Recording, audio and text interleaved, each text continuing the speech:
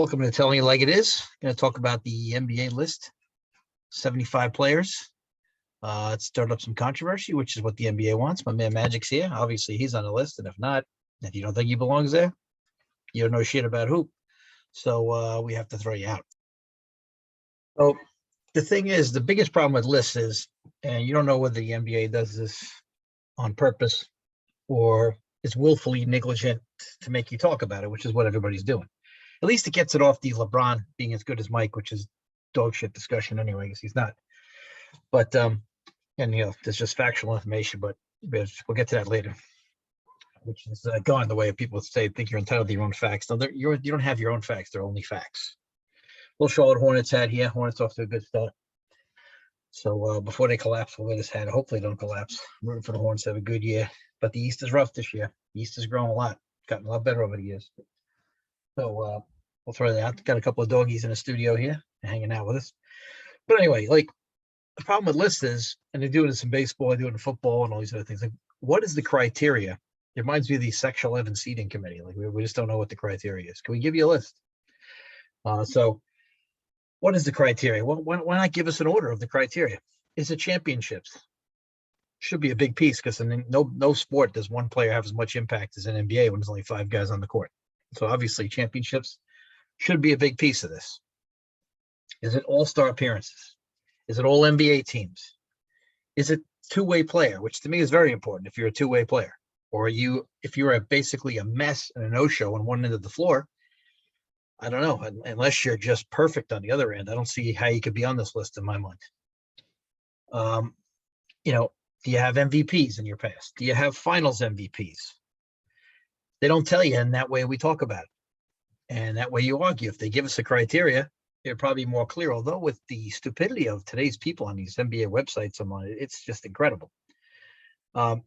Next thing is, it's not a disgrace to say someone is not a top 75 player. You're not criticizing someone. It's like people are 5 years old today.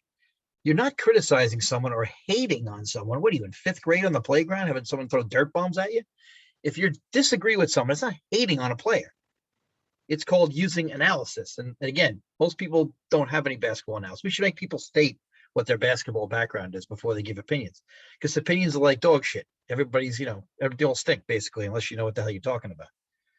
All right, they're all like assholes. Everyone's got one, they all stink. But like, what's your background that you know what the hell you're talking about? You're just a fan. The root fan fanatic is the word of the fan. Fan is part of the word fanatic. Does that mean you know what the hell you're looking at? Do you know why the alley-oop was open? Do you know why the backdoor pass was open? Probably not. Do you know why the guy could get in the gap and penetrate? Did you know that took 2 or 3 reversals? Probably not. It's like going to these games and listening to parents in the stands. Do you know what the hell you're talking about? So now I'm going to ask people to state who you are basketball-wise, if you know what the hell you're talking about. Do you have any hardware or not? What's your background? Basically, what's your body of work, as Coach Carey used to say. Next thing, whether or not you should keep the top 50 list, that's up to you. If you want to argue for or against that, that's fair. To me, to assume that a third of the best 50 players, 75 players in the last 25 years, maybe not. Well, I think this era of basketball in a lot of ways is not as good as the old basketball, but that's because I don't like people who, don't play as hard as others or take nights off. So for me, those two things also really hurt your options. There's no load management for Oscar Robertson. There's no load management for Michael Jordan or Larry Bird or Kevin McHale playing with a broken foot for a season. There's just no load management. There's none of that crap. And it's guys who played hard, guys who played to win. So, and with less quality training, less quality travel, and they played. Less quality sneakers. So everything has benefited the player on this end. But yet, these guys play less. That's a problem. There's less contact also. They play less. That's a problem. So to me, I don't know how we can even argue that. So it's not even close. The physical fitness training methods are much better today. It's not even a close argument. So, but if you want to keep the 50, that's great. If you don't want to keep the 50, that's great. Personally, I don't think you should keep the 50 necessarily, but we don't get to decide that. Next thing. So again, these aren't disgraceful things. If you if you're not a top 75 guy. Now, a lot of these guys, and some people are biased in the era. Like I said, I have my own biases with this era. But if a guy is great in this era, just because you don't like this era, you got to check your ego at the door. And it can't be only your guys are the best guys. Like I just try to teach this to the kids at school too. They'll argue their guy is better than another guy when he's not. I had a kid one time tell me Carmelo was better than LeBron. I just threw him out of class. It's like, well, now you're just totally biased because not all opinions are relevant. If your opinion is a jackass opinion, it's not relevant. Then your opinion is meaningless. And that's not an opinion. That's a fact. LeBron is a better player than Carmelo Anthony. There are facts in the universe. That is one of them. There are many more. So let's talk about some other guys here. Carmelo Anthony. Carmelo Anthony's on this list, 23 points a game, 44% field goal shooter. That's a volume shooter in an era where there's not a lot of defense. Never took his team to the big time. Did get to the conference finals once. I think he was motivated for a season here in New York. But he can score. He is strong. He's never changed his body. He's still got the same crap hanging over the arm sleeve, which is, again, hasn't changed his body. That's a commitment to the sport. I'm sorry. That matters. That matters. Get to Reggie Miller later. Never changed his body either. Sorry, that matters. So we have people who will use an argument for one guy, but then not use it for the other guy. And this is one of the pet peeves. That's like Mike and the Mad Dog bullshit. Now, that was a great show, but they would use the same argument, but then not use it for another person. If you're going to use an argument, then that argument is everywhere. It's not some places. If you're going to use an argument, you're going to tell me that one guy never took a team anywhere. Well, then you got to use that against Carmelo. And this year being part of a championship team maybe with the Lakers, that doesn't change anything because he's not going to take them there. He'll be the fourth or fifth option. But that's okay. The fact that he's sacrificing his game to go do that, should give him some credit for that. I give him credit for that. I give him credit for going to Portland and being the third option and having a good season last year. That's excellent. I wish he would have had that attitude a little more. Anthony Davis, I don't think you could ignore 23-9 from Anthony Davis. If you want to say he's too young for the list, yeah, okay, that's a fair argument. But then we got to establish the amount of years that you need to do this. You can't ignore 23-9, all those block shots, and you just can't ignore that. I'm not an Anthony Davis fan, but 23-9 is impressive with block shots. So you can't ignore that. That's for his career right now. And yeah, is he banged up a little too much? Sure. But Anthony Davis, yeah, did he ever lead his team in New Orleans? No, they didn't get there. But you know what? It takes a lot to win, and people are just lost who don't understand that. Ray Allen, 45% field goal percentage, 18.6 a game. I know he hit some big shots and he was played with the Celtics and, played with the Heat, but Jesus God, 18.6 a game on 45% shooting. I mean, I know he averaged 20 for a 10-year period straight, which I give him credit for, but all these guys are going off their total averages here. I'm not one of those bullshit artists that gives you half an average. I'm giving you their career averages. That's the only fair way to do it. You can't be selective like that. You got to have a fair average. Reggie Miller, 18.4 a game, 47%. Never played a lick of defense, never changed his body. Ooh, I love Reggie, one of my favorite players. I love the fact that he wanted to take the last shot. But people in the last couple of days talk about this guy took his team's places. He took his team to the finals 1 year, and who the hell they beat to get there? That's post-Jordan. Who the hell they beat? They beat a crappy Knicks organization who was always in trouble. Who else did they beat? Who did they beat to get to those finals and get their ass kicked by the Lakers? Nobody impressive. Plus, in the year that they go to the finals, he doesn't even lead his team in score. People talk about he took his team somewhere. He was the go-to guy. So the best player in every team then should be a top 75 player. Is that what we're talking about? This is the argument again. It's what I'm talking about. People making arguments, but then don't use them later. If you're going to make an argument, it's got to be the same every time. So if you're the go-to guy and everything's being run for you, and you're not even a leading scorer on your team in the team's best year in franchise history, how great are you? But again, this is another thing that we have to talk about. Some guys get vaulted in some narrative somewhere. So Reggie's like this tough son of a bitch, but Reggie played no defense, could hula hoop through a Cheerio, and never grabbed a goddamn rebound. So don't tell me how tough he is, and he has no titles. Now, that's not all his fault. He ran into Mike before that. But after that, come on, man. They had 5 guys in the playoffs that year, averaged double figures when they went to the finals. So it's not like he's carrying guys to the finals. Take a good look. Never guarded the other team's best perimeter player. Never did that. He had a lot of help along the way. Rick Smits, the Davis boys, Jalen Rose, Mark Jackson, older Chris Mullin. Come on, man. Gotta be fair. But then people will tell you, we'll get to it later, that, other guys are role players. Gary Payton, great defender, 9-team all defense, 46% from the field, 6.5 assists a game, 16.3 points. Had a swagger, but again, it's a reputation. But again, he wasn't the first option taking a team to the finals. Why is he on the list? And again, these people making this option. They say Clay shouldn't be on there because he's not the first option. Well, Sean Kemp was the first option. So then we got to be fair. Now, I love Gary, great defender. I would love to have him on my team. All these guys I would love to have on my team. I've seen a lot of people cutting on Bill Walton. People tell you, oh, he's a 6 man a year, and he was just basically had a couple of good years. He didn't just have a couple of good years, jackasses. This guy was MVP of a season, and in another season, won MVP of the finals. Now, in your first 3 or 4 years in the league, if you do those two things that only 18 other players in NBA history have ever done, ever, almost 5,000 players in NBA history, 18 have done that. If you don't want Bill on there, I understand that. But please, don't say he's a damn role player. Holy crap. Should someone be on there that's only done something that 18 other players have ever done? I don't know. Should he be on there? Wee. Scottie Pippen has never done either of those things. I think Scotty's a great player. So Bill, no longevity. If you want to take him off, I'm fair with that. And there's some older guys on the list. But again, that gets back to the question of, do you want to keep the top 50 or not? I don't think we need to keep them necessarily, but please don't respect the players and know what the hell you're talking about. See, Google's a great thing. Use it. Learn. Understand the percentages back then are different than the percentages today. Okay? It's like adjusted ERA in baseball. Understand. You dominate your time period. Now, here's some people that people have been getting crazy with, guys getting left off.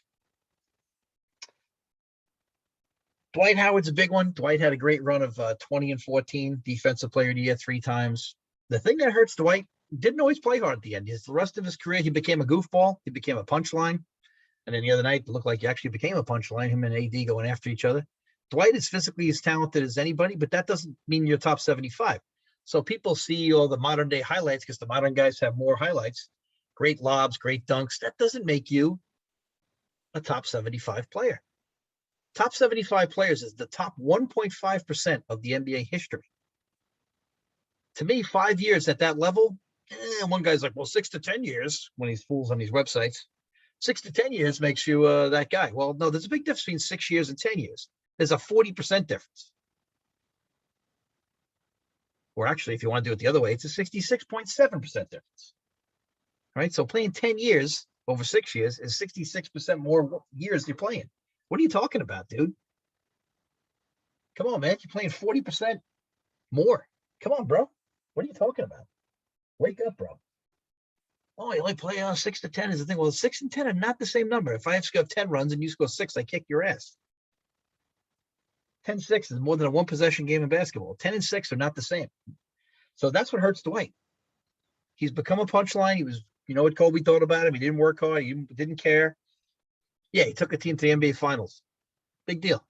Took a team that got murdered to the NBA Finals. He took a team there that, LeBron's team was bad. Celtics were old. He got there. Congratulations. That doesn't mean you're a top 75 player of all time. I don't think he should be in there personally.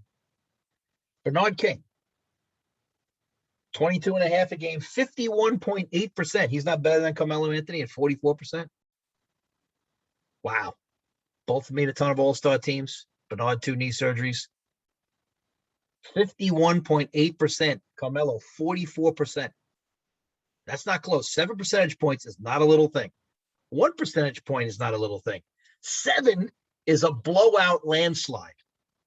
Bernard King's not better than Carmelo Anthony. Come on, bro.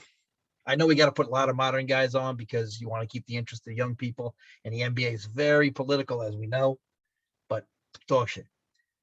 Here's the one that's been funny on the internet. Klay Thompson. Klay Thompson has more points per game than Reggie Miller. Plays the other side of the ball, which Reggie never did. But Reggie's in and Klay isn't. And I give Klay credit for coming out. Plus, he's a 3-time champ. But the people say, oh, Klay's a role player. Role players don't make all NBA. Role players don't make All NBA twice in their first 7 years. Role players don't play both ends of the floor at his level. Who's covering LeBron? He did. And then when they needed a blow, Iggy come in and cover him. Reggie didn't cover another team's best player. He just doesn't do it. He can't guard. Never did. Not a two-way player. He's a volume shooter who is very clutch at certain times. People say, oh, well, Clay's just catch and shoot because he had one game where he did that. Well, go watch the highlights of Clay. That's one advantage to today's guy. Then we have the highlights like we just mentioned. Go watch Clay's highlights. Watch the post-up game. Watch the dribble and pull-up. Clay can get his own shot too. And not to mention the other end of the floor is not even close. So people go, well, he never took his team to the final. How did Warriors do last year without Clay? I'm just wondering. Oh, yeah, they had lost both playing games. They didn't make the goddamn playoffs without Clay. I guess they needed someone to guard the perimeter. Imagine that. You needed someone to guard people like the Blazers, Lakers, the Suns. What happened there? They couldn't guard. Why is that? He's a role player. Wow. So I guess everybody who does their role is a role player. They say, well, he wasn't the first option. So if Clay's not the first option, so that means James Worthy, Kevin McHale, Robert Parrish, Scottie Pippen, just to name a few, should not be Hall of Famers because they weren't the first option. Not top 75 guys because they weren't the first option. Kevin McHale and James Worthy and Scottie Pippen were not the first option. Can you imagine that? So Worthy's the third option on one of the greatest teams of all time. Does that take away from his greatness? No, it adds to his greatness. Because if you're playing around other great players, you're going to sacrifice some points and some shot attempts. And that's what Clay does. All defense, too. Not even close. Marcus Johnson, perhaps the most underrated player in NBA history. If you don't know who the hell he is, please don't comment. You just lost. Marcus Johnson, 20.7 points a game for the Bucks in the 80s. Got stuck behind the Sixers and the Celtics.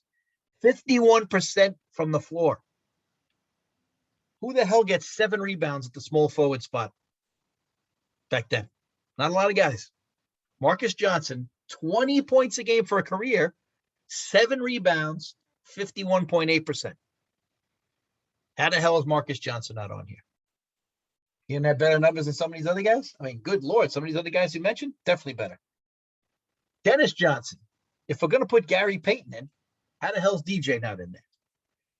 DJ, 9-time All-Defensive, Finals MVP against the Bullets. How the hell is Dennis Johnson not in there? All right, so he only averaged 14 points a game. In the playoffs, he upped it to 17 points a game. 3 points a game increase in your average is not a small thing. This DJ played a lot of games. So he elevated his game. 14 to 17 in the playoffs. Dennis Johnson belongs in there. For some reason, because DJ was a quiet, humble guy, this hurts him. He doesn't get that credit he deserves. Dennis Johnson was one of the smartest players of all time, and Bird said he was the smartest player ever played with, which to me says a lot, and Larry would know. So DJ should be in there. Finals MVP. Took his team to the finals. Best player on the floor. Tony Parker. Oh, my God. Can you be more underrated than Tony Parker? Yeah, Marcus Johnson is. Tony Parker, finals MVP. 15-5 for his career. In the playoffs, 17-9 a game. Another guy raised his level. 2.4 points a game in the playoffs. Finals MVP. 49% field goal percentage shooter. Gary Payton, 46. I'll take Tony Parker when the game's on the line. You can have Gary. I'll take Tony. I love, I'll take them all. Of course, I'll take any of these guys. But Tony Parker, great player. But there's just a couple of guys with people, getting a little upset about. And again, none of these guys are bad players. They're all obviously great players we wouldn't be talking about. But you can't use it again. We've talked about this before. We're going to harp on this. Know what your basketball is, and you can't use the same argument 2 separate ways. That would be moronic. It shows a lack of intelligence and understanding of basketball on your part. So if you're going to say a guy has titles, but yet you're going to criticize a guy who does have titles, and you're against the guy because he was the second or third option. Like I said, so then McHale, Parrish, Worthy, Scottie. Well, Worthy did win an MVP. Scottie. Wow. That would mean all these guys are meaningless? A lot of people are upset with Dame Lillard on the list. Again, that's up to whether the fact that if you want to talk about should a modern guy be on there. Frankly, the NBA is the sport where you can put up a lot of meaningless numbers. And what I mean by that is there's a ton of guys in NBA history who scored a lot but never really made a deep run. Now, again, it takes more than that to make a deep run. So if you want to use that against somebody, fair. But then you got to use it against somebody and everybody. So Carmelo's averaged 23. Dame's up there too, but he hasn't made a deep run either. But again, it takes more than that. It takes more than Dame making shots to do that. You need some help. We understand that. But not having as much help leads you to get more shot attempts, which that's why I bring up the field goal percentage. A lot of people don't think Dame should be on there. That's fair one way or the other. Let's just be consistent whatever we decide. We can't penalize guys for being on great teams. That's part of being great. If you've ever coached or won anything in your life, you'd know that. And that's why, again, we should start making fans identify themselves. I think I might start a new group on Facebook with basketball, making people identify who they are basketball-wise so we can understand where they're coming from. The other problem is people have comment on guys they've never seen. I can't really comment on how good Bob Pettit was. I can read the numbers, though, and compare him to his era, but I didn't see him play. And watching tape is not the same. It's just not. If you think it is, again, lost. And then, of course, we have the narrative, which I think hurts a lot of guys. We just talked about it. Like, yeah, we love Reggie Miller, but Jesus Christ, the numbers just aren't that impressive. Dennis Johnson, quiet guy. Forget about Dennis Johnson. It's not the narrative. It's the fourth best guy on his team. But Dennis Johnson was the best guy on his team that won an NBA championship. And then agreed to go to the Celtics where he'd have to take a lesser role so he could win more. Like Carmelo's trying to do now. I respect that. You have to give a guy credit for that. If you're going to criticize him for not getting there, that's my point about making the same argument. Then you have to reward him when he says, I'll take lesser role and go. Some people say Westbrook shouldn't be on there. Come on, guys. Russell Westbrook, he gives you your money's worth every night. Yeah, he's got his faults, but the man just plays his ass off, plays hard, average a triple-double. Could be what we're talking about with hollow numbers, but getting assists and rebounds and points, that's not really hollow because if you're getting assists, you're helping guys out. You're getting rebounds, you're helping your team out. So we can't say those are hollow numbers. It's not like, say, Carmelo or Alex English numbers. Alex English got a lot of similar numbers to Carmelo, never won anything.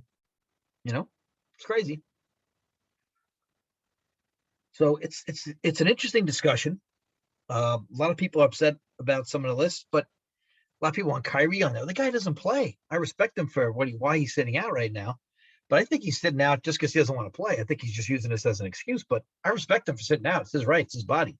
But the guy just doesn't play. He's missing games for birthday parties here in New York last year, going away for 3 or 4 days, not talking to anybody like where you are. I mean, I'm sorry.